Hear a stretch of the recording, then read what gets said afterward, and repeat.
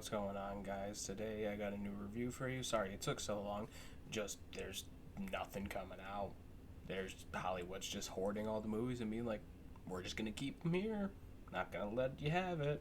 Hopefully, we'll get some more movies coming out soon. I know that the Little Things with Denzel Washington and Jared Leto, that looks like it'll be coming out pretty soon. It looks pretty good too, so let's enjoy that while that lasts. Today's video, I want to talk about a movie that I actually had never seen before. This was my first viewing experience of this movie, shocking as it may seem, but today we're going to look at Ferris Bueller's Day Off. So what I want to do is I want to introduce a new element to this channel where I want to look at movies that I've never seen before and publish reviews on them on here, my first reactions, and all sorts of things like that. So without any further ado, let's get down to it. Ferris Bueller's Day Off was released in 1986, was written and directed by John Hughes, a guy who has many great films that I've got to watch.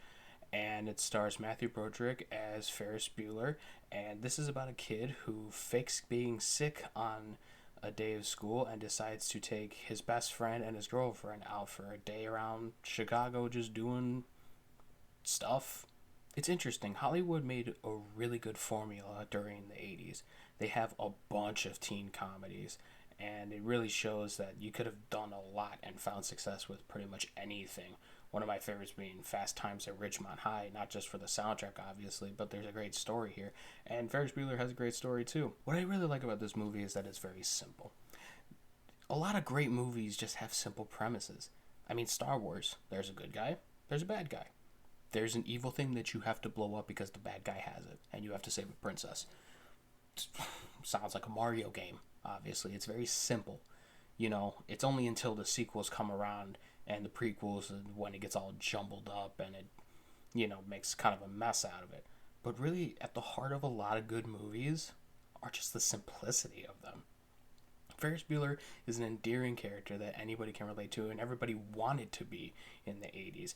I'm 20 right now, and I wish I was a teenager in high school faking being sick and going around town and doing all sorts of stupid shit with my friends, I really have nothing bad to say about the script. It's so good. Like, there's really not many plot holes in it. I mean, if you want to nitpick it to death, you can. You could do that to a lot of movies. Back to the Future, you can nitpick because of, the coveted time travel tropes. You can always pick holes in movies like that. But with this movie, it's just, in like Back to the Future, you don't care. It's a good time. There's really not much wrong with this movie. Like, if I had to nitpick, I would say that it's kind of convenient and that the acting sometimes comes across as bland. But, I mean, aside from that, it's a great teen comedy movie. Now, really, what I do love about this movie is towards the end of the movie, Ferris and his friend Cameron, along with his girlfriend, they're in a garage and they're talking about life, and Cameron is gonna confront his parents for reasons. I won't spoil specifically what happens, but basically Cameron's life is a little different from Ferris's, where his parents are a little estranged and there's not much of caring people in the household. So he finally takes a stand, and it's really just, it's left open-ended. And I really do like that about certain movies. Do I wish that there was a conclusion to that? Maybe. But, it doesn't have to be conclusive.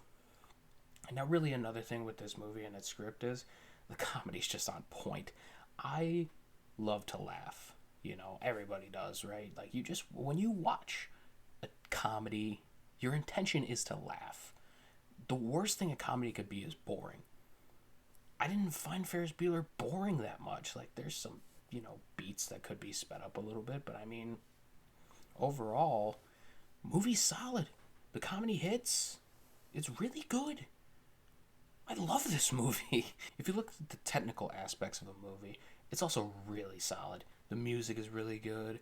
The camera work is really good. There's an awesome scene with the teacher and the sister in a sequence involving a room, I'll say. I won't try to spoil it too much, but the camera work between it and showing the two characters and what they're doing, mirroring each other almost, it's really good stuff. Obviously, the Charlie Sheen cameo made me laugh.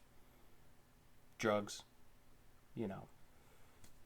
what everybody thinks Charlie Sheen would be doing in a police department. Yeah, so there really isn't much to say about this movie other than it's just great. Like, the script is really good, the acting's really good, the music's really good. There's some iconic shots in this movie, obviously.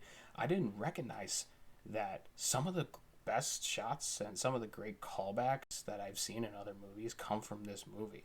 One of the great things about this movie also is that it has great side characters as well. Cameron, by far my favorite. Pardon my French, but Rooney, you're an asshole. And also, if we're talking about the cast and everything like that, one of the best people in this movie is the Dean, Rooney.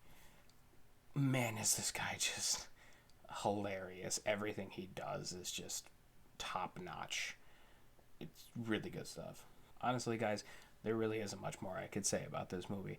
It's hour 45 minutes, good script, doesn't waste your time, all in good fun, and that's what you need in movies a lot of the times. You just need to have good hearted fun. With this movie, I'm going to give the rating 4.5 out of 5 stars.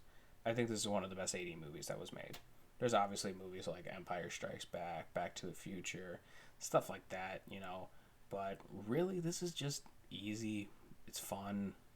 There's nothing wrong with it, really. It's just great. Anyway, guys, thanks for watching. Hopefully we'll have more reviews on either older or newer movies coming soon. I'll talk to you guys next time.